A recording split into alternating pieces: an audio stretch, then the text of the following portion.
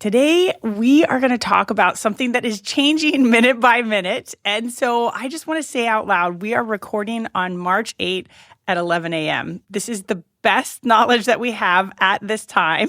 But as you listen to this podcast, keep in mind things may have changed by the time you listen to this. Welcome to EM Pulse, bringing research and expert opinion to the bedside. We're your hosts, Julia Magaña and Sarah Medeiros.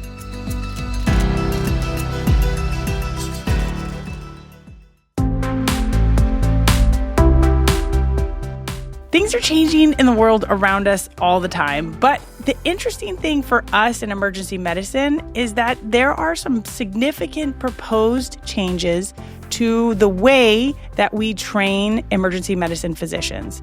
ABEM, or American Board of Emergency Medicine, and ACGME, or the Accreditation Council for Graduate Medical Education, has proposed some pretty significant changes to the way that we do this. And to talk about this, we have my friend and colleague, Dr. Danielson, who is a professor of emergency medicine and also our program director of our emergency medicine program. Aaron does a fantastic job of cutting through all of this extra information and giving it to us in a simple way. So I asked him to come onto the podcast today to kind of explain those changes.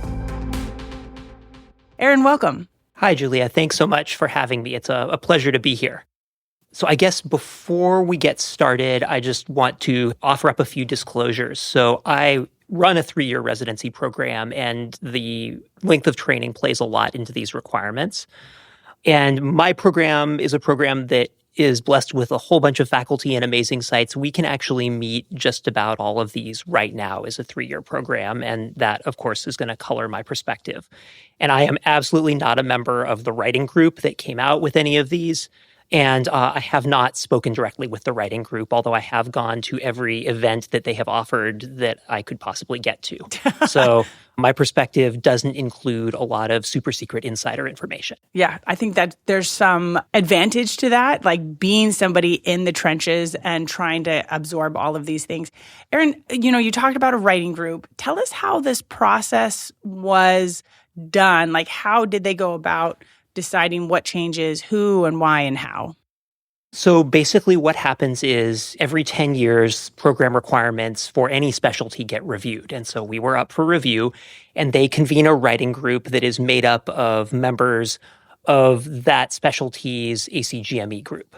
They started this process almost 3 years ago and started collecting information from stakeholders and from other groups. And the process that they have outlined at the meetings that I've been to is that they started off with some scenario planning. So they did strategic planning, looking at what emergency physicians will need for the next 30 years. And then the writing group, which includes 6 attending emergency physicians, a resident emergency physician, and then some members of the public, went through and looked at all of these potential scenarios for what the world might be like, and then started discussing what a emergency medicine physician during that time frame would need. So they're very clear. This is a forward-facing document. They didn't look at EM where it is now and say, okay, we want to fix X or Y in the current program requirements. They basically tried to pretend that emergency medicine didn't exist and they were going to build a new curriculum going forward.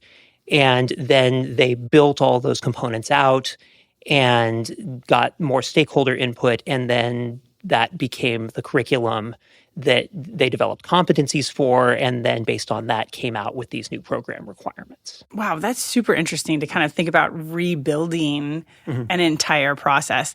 A lot of this process is something that the ACGME mandates. So they did this for internal medicine. I think it was in 2017.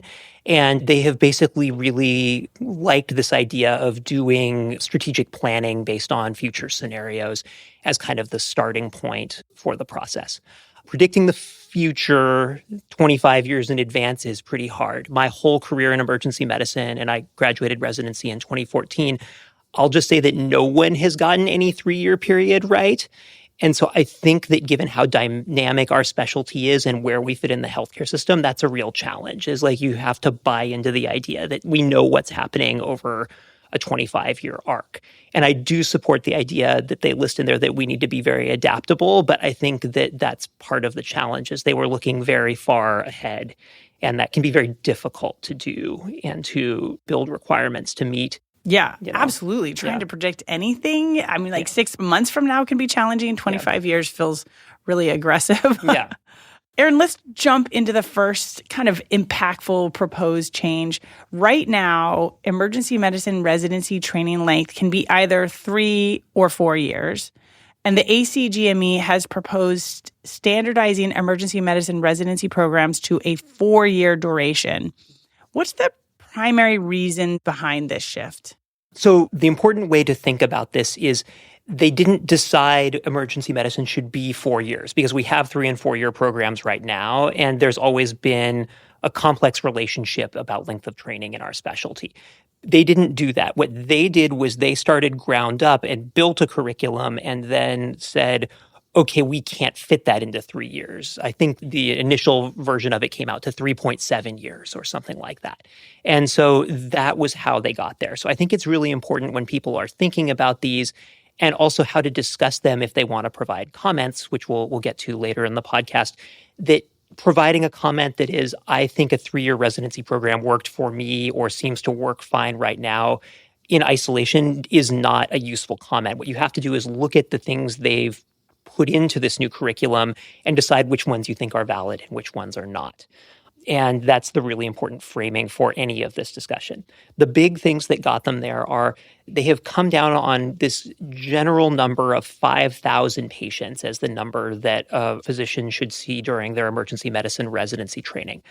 They have not described, at least in any place I've been, how they got to that number. It's a nice round number, and we love those, but I can just say from the internal math I have from our program that it seems very, very high. Like I would say, we're a 3-year program. Our residents, based on my last year's data, are probably seeing about 3,000 to 3,500 during their training. So the idea that they need 1,500 more based on my personal experience, I would love to see some more aggregate data on that, and that hasn't been shared with us. So I don't know exactly how they came to that.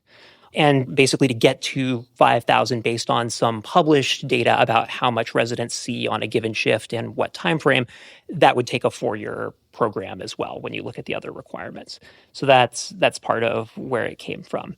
I do want to note, so one thing that happened during the pandemic was there was a workforce study that is pretty famous, and many of you have probably heard of, that said there would be an oversupply of emergency physicians. The ACGME writing group has been really clear that that is not what this is about and that they do not do workforce. At that time, they said, we don't do workforce. What we do is we accredit programs that meet accreditation requirements, and our job is to come up with the minimum standards, the goals and objectives, if you will, for any residency that wants to train emergency medicine physicians. And so we will accredit anybody who meets those requirements. And if you don't, then no matter how famous you are, we will put you on warning and then revoke your accreditation. So I think it's really important to understand that they also are not interested in having that discussion. If you support the transition to 4-year because of workforce-related issues, that's actually not part of their mandate, and they are not going to consider that a valid viewpoint, in my opinion.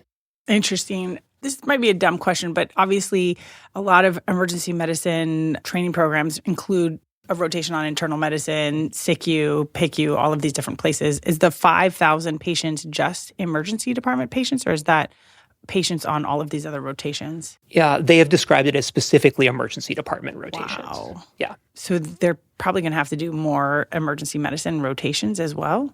Yeah, so the new requirements require, I believe it's 60% of the time in any given year be in emergency medicine. I can tell you that when you do the math for our program, if we did the transition, you end up with significant more time in the ED for any given resident. Interesting. Mm-hmm. Probably that will be met with happiness for many people. Erin, how might the transition to that standardized 48-month or 4-year residency impact our current emergency medicine training programs, specifically those that are like us, currently operating under the 36-month format? The first step is to understand that nationally, about 70% of programs are 3-year programs. So the vast majority of EM programs are 3 years and will have to do a transition. So I think there's kind of two parts to this. So there's kind of the where you end up and stay for a long time. And then there's this 3-year period of transition time. The transition time is going to be very challenging for any program because what's happening is your workforce is changing. So let's just say you stay at the same number of residents. For us, that would mean going from 20 residents in a class to 15. And that means that all of a sudden each year, for 3 years, you're dropping down in terms of the number of residents you have. And so right now we have 60 in our 3-year program. And then by year 3, we would be at 45. And then we would jump back up to 60. And that gets very complicated because you still have all the patients coming in and you still need people to do all the work that happens in the hospital. And residency is a complicated situation where you're doing service and you're learning at the same time. And so that means that any emergency department is going to be faced with this short-term period where something happens. And your options are either you have to hire people for that 3-year gap, or what you have is you actually change your residency numbers, which you can do with approval from the ACGME to help buffer that. But then you're still going to end up with more FTEs at the end. FTEs, full-time equivalents. So, basically you have to pay somebody to see the patients. And one way or the other, that means a lot of financial issues for the program. And it's really going to depend on the individual program and their resources, how that works out. But it's really hard to hire people in any patient care setting with the knowledge you're only going to need them for 3 years. That just is a really hard thing to do. And so you end up having to look for people who do part-time work or locums, who come in and do things. And that's very challenging. And also it's very challenging on hospital budgets to go and negotiate those things with them and figure out what's going to happen. So that transition is going to be very hard. And then when you get to the maintenance phase, I think a lot of it just depends on how the individual requirements impact your program. How much of each thing do you need based on where you're at right now? And so there's no one size fits all, but some programs will probably need to have fewer residents than they do right now total to meet some of the requirements. Some programs will actually be able to have many more residents. And then a few programs, actually, we don't even know the exact numbers, but some programs will probably not be able to meet them and will have to look at phasing out and shutting down their programs. So I think it's hard to predict what happens long term, but the transition will be very complicated. And the not meeting those requirements may be beyond just even the 4-year actual numbers. It's more about, can you meet those building blocks that are needed to get to the 4 years? Is that fair, Aaron? Correct. Yeah. So for example, you need many more intubations in the new requirements than you do in the old requirements. And so you may not meet those. And even more importantly, depending on how your health system collects data, you may have an idea, but you can't know for sure. And so you might even start the transition and get a couple years in and realize that, oh my goodness, with this number of residents, we actually don't have enough procedures for the number of residents we have. And so there's potential for a lot of unknowns there and for needing to change things midstream, which leads to uncertainty, and no one loves additional uncertainty in their life. Just makes things harder. What are some of the other challenges that you anticipate that these programs will have to face as we move from a 3-year to 4-year model? So I think culture will be a big thing. So when you start a new program, there's always this natural period where you had no residents and then they go through their training, but then you get to a place where you have an institutional culture in your residency. And I can tell you, I rely on that a lot as a program director. There's a lot of things that if I keep rotations on a given specialty the same, so like let's say internal medicine, my intern who's just about to do internal medicine can talk to any second-year resident and say, hey, is there anything I need to know? Is there stuff I need to do? And that communication helps a whole lot with things. And when you don't have that, then you at the program leadership level have to do a lot more communication with residents to answer questions. And that's normal. But many programs, and ours included, have been through that already. We've been around since the 90s. And so there's a whole institutional culture, some of which I'm not necessarily aware of. And when we go to 4 years, there's going to be this year where there's 3-year residents and there's no senior class and no one's going to have gone through that. And that leads to all sorts of interesting questions. Like right now, we have residents in our 3rd-year class who help do the scheduling, and they're senior residents, they're our chief residents. But who will do that during that year? And the answer is, we don't know yet. We'll figure that out in a couple of years if we need to do that. But I think everything like that makes for a lot of added complexity because there's no institutional knowledge or culture.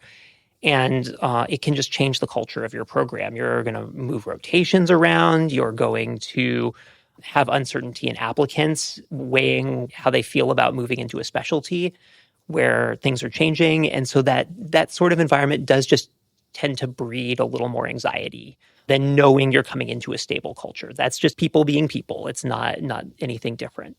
Erin, what are some of the upsides or opportunities from moving to a standardized 4-year program? I mean, I think to be fair, we've been talking about downsides. I mean, an extra year of training, I can tell you running a 3-year program, 3 years is not a lot of time. And so having an extra year allows you to have a better longitudinal relationship with your residents. It gives you more time if somebody just needs a little bit more time to get really good, then you're totally going to have that and you're going to see them blossom during their training program, and that's amazing. I think it allows you to do lots of other things to adapt if the environment changes. So we certainly saw during COVID when patient volumes changed dramatically for 6 months during lockdown, that's a stressor. In a 3-year program, that certainly has a big impact. I can't speak for the 4s, but with an extra year, all of a sudden you have a lot more time to even out bumps and things like that. And so I think there's a lot of opportunity to add things as we see the environment change. And I do agree with the writing group that the one thing we know is that the next 3 years will not be like this set of 3 years. Like that's just kind of a consistent pattern. And so it would allow us to adapt. And I do think that a lot of the other requirements are really interesting and provide a lot of value. So more procedural experience, I think, is really something that would be excellent in our specialty, where many EM physicians are the only person who can do procedures sometimes overnight or maybe 24/7 in some smaller hospitals. And so being more procedurally competent makes a lot of sense. Pediatrics is a big area where I think the requirements have a lot of strengthening of pediatric requirements. And I think that will be a benefit to graduates on the whole. I think that sick kids are not that common in the world. And if you can get more exposure to them during residency, that is going to add value and help us care for patients better. So it sounds like some of the important changes that came through to the curriculum that then drive this 4-year drive are more procedures, seeing more patients, more exposure to sick children, Yes. and pediatric exposure. Is there any other components or building blocks that really are going to see a shift and drive this need for 4 years? Yes, I think there's an increase in critical care experience overall, which I think fits into that in that kind of frame in general. There's also this high resource and low resource emergency department dichotomy that they talk about, where they want residents to work in both environments. And a high resource environment is a place where you have lots of consultants, where you don't ever have to transfer patients out. So a level 1 trauma center would be a good example of that, or a stroke center. Like think of the big hospital in your town. A low resource center is someplace that does those things. And so, if you go to a smaller community and go to the hospital there, they're probably not going to have a neurosurgeon on call. And so they include those. And I think those are important things to think about, because those are complex things for a program to navigate. And, if you're in a big metropolitan area, finding that low resource environment may be hard, or it could be that you have a freestanding emergency department right down the street. And then I think the other one is 8 weeks of low acuity experience. So one of the things that the writing group has been clear about is they got feedback that residents graduating from programs right now weren't as comfortable with low acuity procedures. And they specifically talked about laceration repairs and abscess drainage as examples. And so they want to make sure that all residents are getting exposure to those types of procedures. And this is a hard thing. So I think one of the things that's very hard about these requirements is we all run really different programs. And so some of these make sense to us. And then no matter who you are, some of them just don't make any sense at all. And so for me, that one, I don't know what to do with that. It doesn't seem like a problem I have. And so they're trying to solve problems from very disparate patient care settings, very different geographical settings. And there's not a lot of information associated with the program requirements that kind of give you the context of what problem they're trying to solve. And so that, since our community is so diverse, tends to lead to all of us having a little bit of confusion, no matter where you come from. Yeah, that makes sense. What about ultrasound? What is that looking like in this new curriculum? So big changes for ultrasound. So previously, ultrasound has been viewed as a procedure, and so you were required to do 150 ultrasounds. Now what they've done in the proposal is removed a number requirement, and instead they've basically required you to have a structured experience, which is a new term they're using that I just kind of define as a curriculum to teach a skill. And so they basically said you need a structured experience in ultrasound skills. And I can say that this is a very hot topic. It's come up at most of the sessions that I've been at, that their goal was to say that ultrasound is a core part of emergency medicine and everybody needs to be good at it, but how you make people good can depend on your resources. But instead, there's mixed interpretations where some people are also really worried that saying it doesn't have a number requirement will devalue it. And then also side discussions about how many people should do and things like that. And so I think that it sounds like from my conversations that the new version of this will be changed again, and they did not successfully articulate what they were trying to articulate. Interesting. Yeah. Okay, looking to the future, telemedicine, virtual medicine, all of those are like not even a 25 years from now. This is what's happening now. Yes. How does that look in this curriculum? That would be something that needs to be a structured experience. And so I think that's an interesting one. So one of the challenges is deciding, just because something exists, is it something that needs to be a program requirement? So we actually run an extensive telehealth program and built it starting kind of during the pandemic and have a lot of experience onboarding new people with no telemedicine experience training. And where I come down personally is that telehealth is absolutely a part of the landscape, and I support it, and it has numerous advantages. But I actually do not see a need for a curriculum any more than we don't do mandatory Zoom training, right? like essentially the goal of these new platforms is that they make the tele part kind of seamless and part of just like interacting with the patient. And most of the feedback I've gotten from people who have transitioned is, oh, it's really easy. You need 90 minutes of figuring it out and then you're good. And so my question is that the kind of thing that needs to make it into a program requirement? And we do tend to have a bias. People on writing groups tend to be more senior, and there tends to be an issue in general in medicine where technology-related stuff gets looked at with a little bit more emphasis. I'm part of the generation where EMR unrolled in the hospital I trained at my first day of third year of medical school. And all sorts of people were really frustrated with it and found it really hard to work with. But within 6 months, the medical students and the residents had just figured it out. Like it wasn't a big problem for them. And so there's kind of this bias that the more senior people, because their brains are already wired to do a workflow and they've been doing it for 20 years, for them that transition is actually harder than the new people who are building it ground up. And so I personally don't feel that structured experience is a thing that we need to have. But I would also be open to it if they would share a little bit more about what their concerns are. I could be convinced because it's not that hard, in my opinion, to build. Is there any other important curriculum block or components that we should talk about and be aware of? So I think a couple of things that are important. They are requiring a structured experience in sensitive exams and psychiatric emergencies. And I guess the third one is observation medicine. These things are very unclear. The language is vague, and it seems like they're just saying we need to make sure that your residents know how to interact with them.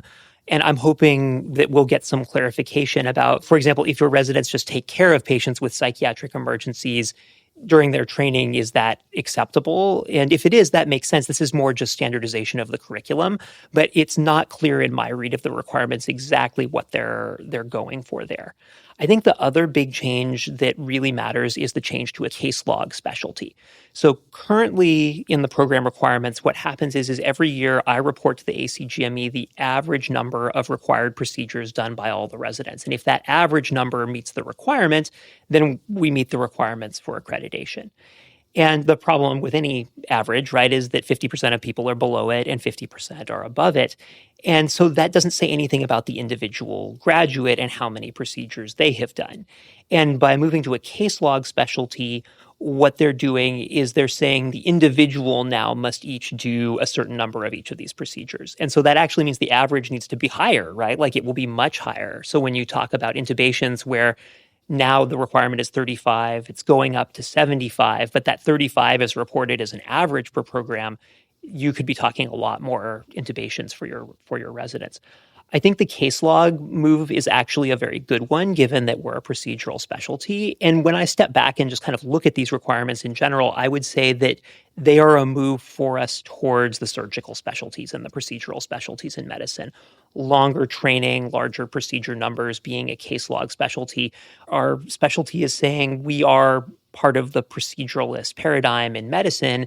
And I would agree with that. I think that that's where we fit in. And we certainly are a safety net and provide lots of access to primary care resources for people who don't have access. One of our main drives is to be able to provide those first 2 to 6 hours or maybe even longer of care for very sick patients and be able to do all those procedures that need to be done. You mentioned observation medicine. What are some of the suggestions in that area? There really aren't any. They just say you need a structured experience in observation medicine. And so I think it's hard to know what that means other than somehow your residents need to know how observation medicine works. So when they talk about these experiences, they say it could be didactic-based, it could be clinical experience-based. But the problem is the way you can interact in a clinical environment can be gray, right? So I think having a resident run a shift in the observation unit, that would clearly meet the requirement. The question is, what if your observation unit is primarily staffed by other providers and you admit to the observation unit and your team still follows them? Just as an example, would that meet the requirement? And the answer is, I don't know. And so I'm hoping that we'll get some clarity from them. And when I provide comments to them, a lot of my comments are actually going to be asking for clarity around things like that, where I think I can meet the requirement any way that they meant it, but I don't know what they meant. And so that, I think, is always a challenge with these new program requirement unveilings. Yeah, that makes sense. Erin, this can obviously impact recruitment into emergency medicine, just like the workforce report impacted recruitment. What are your thoughts on how this may impact recruitment to emergency medicine residency programs? Yeah, I think that's such an interesting question and falls into that, boy, I wonder what I'll think when I listen to this in 3 years or 4 years if these go through. So my experience is, especially based on the workforce report, but just in general, is people notice change a lot, and whatever the steady state is, they adapt to. So I think it's unlikely that this change will have long-term impacts on workforce-related issues, other than it may just change the number of residency slots. But in terms of a program filling or the number of applicants we get, I don't think that 3 years in it will matter one way or the other. You know, once there have been 4-year programs for 3 to 4 years, that will just be the norm to medical students if that's where things are at. And so they won't view that as something that they're weighing into their calculus. I think that in that transition, it could impact people, but it's hard to know how that math works out. So when I look at the data I have on folks applying to our program, almost every applicant that is, applying to emergency medicine is applying to and interviewing at 3 and 4 year programs already. We're in California and there's both here. And so that tends to be the bias, is that the people I talk to are geographically oriented as their primary orientation. They want a good program and they want to live where they want to live. And so those things tend to outweigh these other specific things about a program being 3 versus 4 years. I do think that in the uncertainty of transitions, that could impact things. So I could see people going, gosh, if one program is transitioning now and the other program has a much smaller change based on other program requirements, that could make them a more popular program. And so I think there's a lot of room for unexpected and unpredictable changes to happen during the transition period of time. And again, I think that just adds to uncertainty and stress for everybody. And I can speak to my experience with the dip in applicants that kind of started in 21 and went through 23. It just adds more work for program directors during the recruiting season to deal with that. So at this moment, these are all proposed changes. Correct. Where can people make comments, and what kind of comments are helpful, Aaron, do you think, to this process? So if you go to the ACGME website, and we can probably post a link in the show notes, where people can go and they can review the requirements. And you have to comment per requirement. And then you can leave any comments. And this is open to anybody, member of the public, resident, medical student, faculty member, anyone can comment on the requirements and what they think about them. I would say again that in the conversations I've been in that are large groups, the 3 versus 4 year question has kind of sucked all the oxygen out of the room. Everybody wants to talk about that. But I think it's really important to remember that they're focused on what's coming in the future, and here are the things we think that emergency physicians need, and those add up to more than 3 years. So what you need to do is really look at these requirements and then comment on the things that you think are good and the things that you think can go. And I think that is the math that finally gets you one direction or the other. And I would really encourage everyone to go comment, even if, from your perspective, commenting on all of them is overwhelming. If you pick, 1 or 2 that seem the most important to you, I think that really adds value and helps the writing group get more of a perspective on what the community is thinking. They have been really clear that they want feedback from everybody and that this is not a done process, that this is how they're going to get feedback from everybody who's practicing in emergency medicine and worrying about emergency medicine training, and that then they already know they're going to make substantive changes to these before they move forward. And so I think people should not view this as a done deal. Yeah, that's really helpful. And so we need to post our comments by May 1, 2025. Correct. And we do have a link in the show notes, so you can go click on that and add your thoughts after this podcast. It sounds like there's going to be space for changes, and we anticipate that. What kind of changes do you anticipate will come on the flip side of all these comments? I think at this point, everything is up in the air. I don't have any inside knowledge of that, but I think that they are expecting a lot of feedback. If I had to bet on things that I think will stay, I think some sort of stronger pediatric experience and some sort of stronger procedural experience are high on my list of, I think those seem valid, and I've heard a lot of consensus from people that otherwise are from very different groups about requirements that agree on that. I have to say that one thing that I think has potential to change is perhaps just the timeline on which these happen, that these are really major changes, no matter what you think of them. And it's just hard to organize them around funding cycles and things like that. And so I envision in some way that the ACGME will allow programs to have a longer transition time. And they've already said at public meetings that they expect not every program will be able to start a 4-year transition if that's what's decided upon right out of the gate, that as long as a plan was in place, they would view that as acceptable, and then there would be a transition period where those things happened. Actually, that's a really good point, Aaron. What is the timeline for these proposed changes? Obviously, it's not going to be this next academic year. Mm-hmm. Yeah, so the timeline is that there's the comment period until May 1, and then they have to take all those comments and write responses to them, and then share all of that with the Committee on Rules at the ACGME. And that committee will review all of that work, including what revisions they want to make to the new requirements.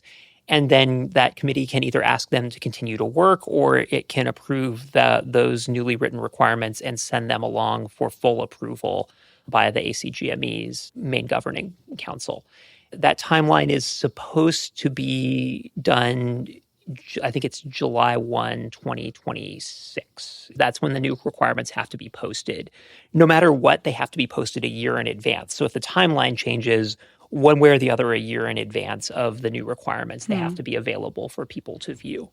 Based on my understanding, there is no requirement that they bring them back out for public comment again. And I'll just say that's something that I have asked for in several venues, that I think these are significant enough changes that one more cycle of bringing them out to the community, to me, seems fair to kind of show the clarifications that are made, the changes that are made, and allow opportunities to comment on those. And I know that's a ton of work. I've done revisions of big documents before, but I think that would be of benefit to the whole specialty. Probably also offer a more clear path forward. If you have that iterative process going through, it will make the rollout a lot easier if you have another round of comments. Agreed. I think that's one of the problems that I am certainly facing, and many colleagues I've talked to are facing, are we are already having to prepare for these one way or the other, and it's really hard to prepare for them when you know they're changing. But we really don't have much choice given the timeline that this is happening on, and the timelines that happen for things like changing the number of residents in your program or funding those slots and things like that. And the fact that other stakeholders want to plan, and sometimes they get to make those decisions. And so if the leadership at your hospital wants to talk about it now, you can try and say, hey, these aren't finalized, but it's not necessarily your call. Anything else you think we should talk about today? I'll just say, I think please everybody go comment if this matters to you. I think that's the right thing to do. And know that this is not a complete process at this point, that things are going to change. And remember that your residency training, if you're a physician or you're in residency, is getting you where you need to be right now. And this is not a judgment on what you're getting right now. This is a document designed to build a curriculum for what's needed in the future. You know, I trained at a 3-year program. There's a lot of emotions about being told that that might end, but I think that it's better to just look at this in terms of what is it that's going to serve our patients and our trainees in the future. And if that continues to be 3-year programs, lovely. And if it needs to be 4-year programs, excellent as well. You know, we try to balance topics that are timely and relevant, but are also timeless. And this one falls more into the timely and relevant because we all need to know about this topic. But the time to put your comments in is closing. So get your comments in before May 1st, 2025. Thank you to our department for being a fantastic training site. If you're a medical student thinking about joining emergency medicine, check out our show notes for a link to our own emergency resident webpage. And thank you to OM Productions for training us. Until next time, stay curious, stay inspired, and stay tuned.